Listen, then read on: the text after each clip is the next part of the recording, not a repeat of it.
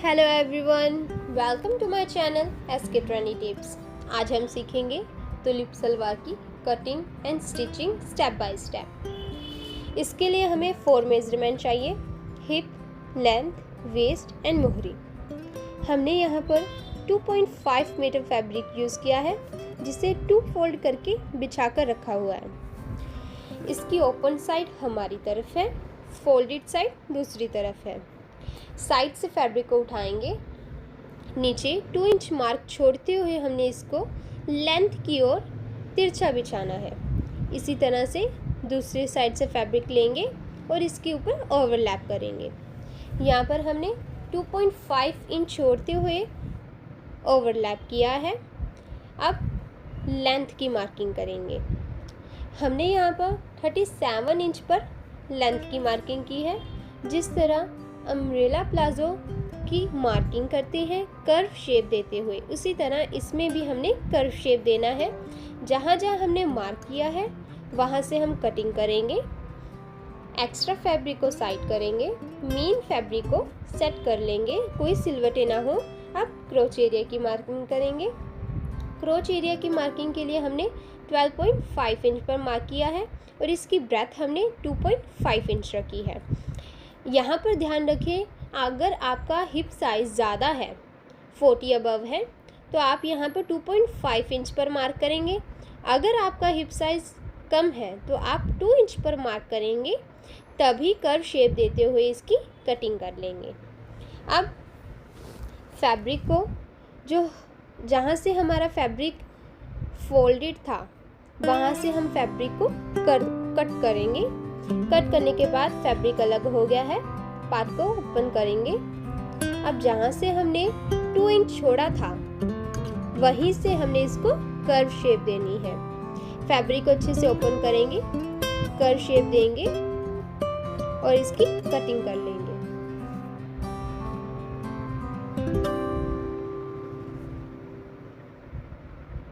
अब आसन की सिलाई लगाएंगे। यहाँ आसन की स्टिचिंग करते समय इस बात का ज़रूर ध्यान रखें कि कभी भी आपको आसन पर स्टिचिंग देते हुए फैब्रिक को खींचना नहीं है। जहाँ से फैब्रिक कर्व में शेप ले रहा है वहीं से आपने फैब्रिक को स्टिच करते हुए लेकर जाना है।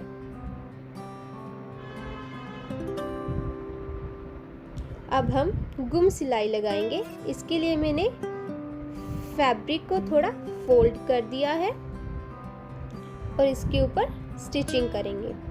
गुम सिलाई लगाने से हमारा फैब्रिक आसन से कभी भी फटता नहीं है, खिंचता नहीं है और अच्छी फिनिशिंग आती है।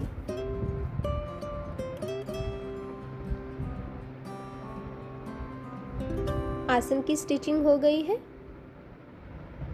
अब इसके बाद हम जहाँ पर हमने लेस अटैच करनी है, जो हमारे फ्रंट पर आएगी लेस, वहाँ से हमने फैब्रिक को फोल्ड करना है और इस तरह से सिलाई लगा देनी है। हमने लेस अटैच कर दी है। अब हम बेल्ट की कटिंग करेंगे। बेल्ट की कटिंग के लिए हमने फैब्रिक को 2 फोल्ड किया है। अब हम जो फॉर्मूला आपको दिख रहा है स्क्रीन पर, उसी के अकॉर्डिंग बेल्ट की ब्रेथ लेंगे।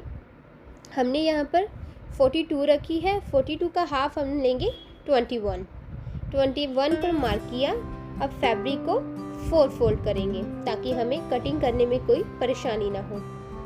फैब्रिक को सेट करेंगे, सिलवटें नहीं होनी चाहिए। इसके बाद हम इसकी लेंथ की मार्किंग करेंगे।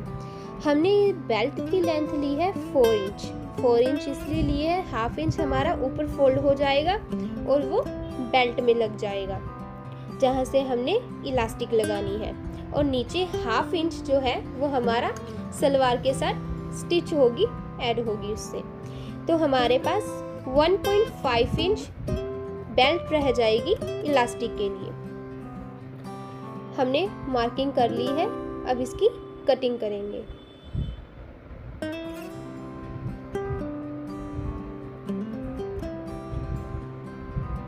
फैब्रिक को ओपन करके देखेंगे कि हमने जो मार्क किया था हमें वहीं तक आ रहा है और हमारा मार्किंग 21 तक है। अब जहाँ से हमारी बेल्ट ओपन है अब वहाँ से इसको रखते हुए हम सिलाई लगाएंगे।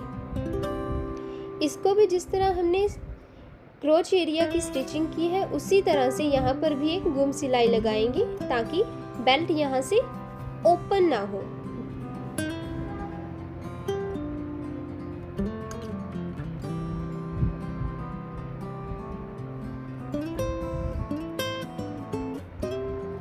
बेल्ट के लिए हमने इसको सबसे पहले प्रेस किया है ताकि इसकी स्टिचिंग करते समय हमें कोई भी परेशानी ना हो।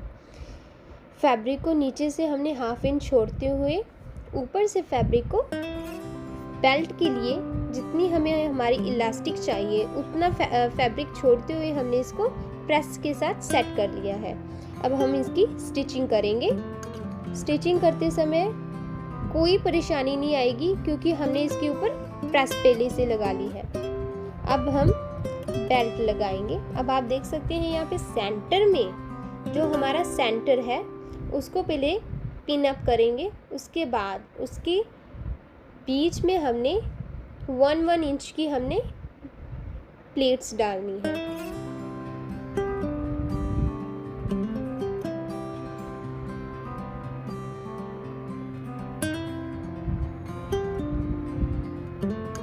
इसी तरह से साइड में हम प्लेट्स डालेंगे और सभी प्लेट्स हमने अंदर की तरफ करते हुए डालनी है। इस बात का ज़रूर ध्यान रखें, जो भी प्लेट्स हम डालेंगे वो अंदर की तरफ करते हुए हम प्लेट्स को डालेंगे।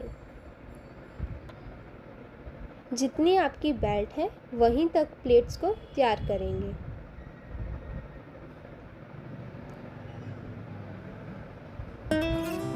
हमने 6 प्लेट्स आगे डाली हैं, 6 ही प्लेट हमने पीछे डाली हुई है।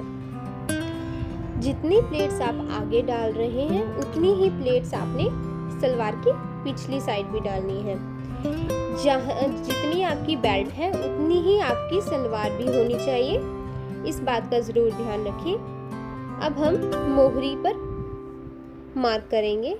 हमने यहाँ पर 6.5 इंच मोहरी पर मार्क किया है और सलवार को सीधा करके सेट करने के बाद जहाँ पर हमने हमारी लेस को रखना है वहाँ तक रखते हुए वहीं से हम सीधी मार्किंग लगाएंगे ताकि हमें स्टिचिंग करते समय कोई परेशानी ना हो। इसी तरह से दूसरी साइड भी करेंगे।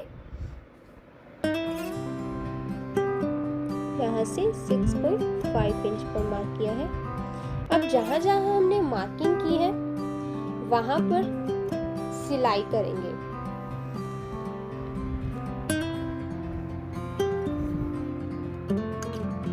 स्टिचिंग कर ली है हमने।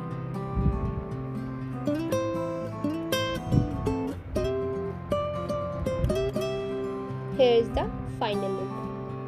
Comment if you like and subscribe please. Thank you.